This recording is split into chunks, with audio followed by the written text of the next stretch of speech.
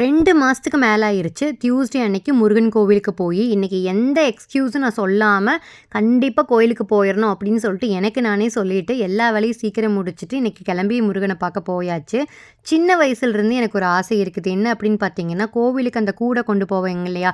அதோட எக்ஸாக்ட்டான பேர் என்னங்கிறது எனக்கு தெரியாது. ஆனா, எனக்கு நினைவு தெரிஞ்ச வயசுலருந்து இது எங்க வீட்ல இருக்குது.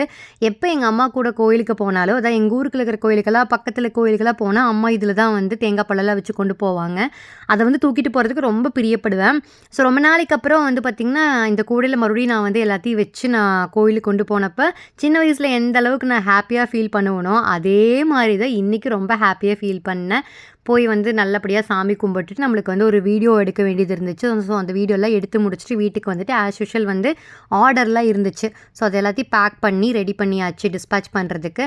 ஸோ இது கன்டினியூவா நம்ம வீடியோ போடணும்னு நெனச்சு போட்டுட்டே இருக்கிறோம். நீங்களும் உங்க சப்போர்ட் எனக்கு குடுங்க.